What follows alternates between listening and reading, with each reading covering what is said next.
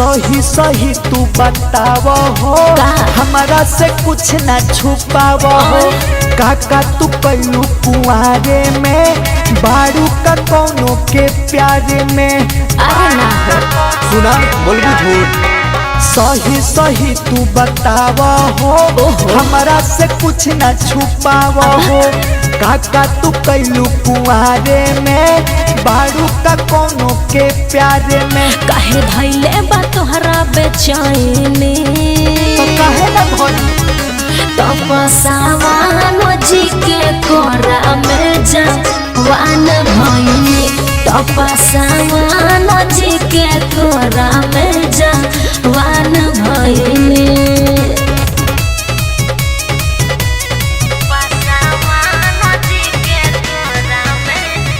Dance studio Ara.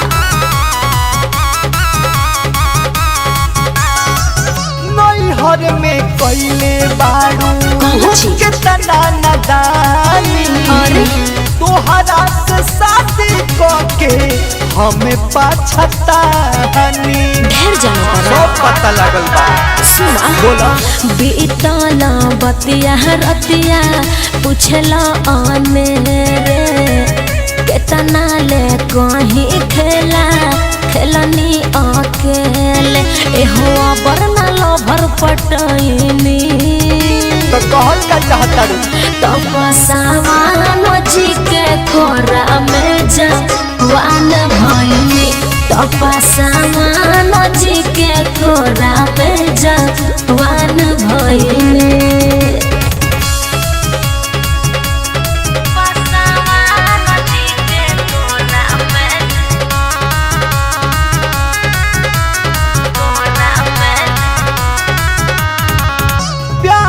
तो सभे करे। अच्छा काका तू कहलू पहिला बेसजिया पता बड़ी सहरा माइलू।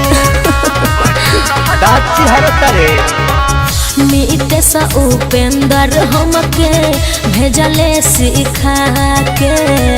छाव भाव धरी हो जानू रमेश भीरी जाके। हम तो करे सिखावल कईनी। तपस्यावानो जी के कोरा में जवान भइनी। तपस्यावानो जी के कोरा में जवान भइनी। बुझनी।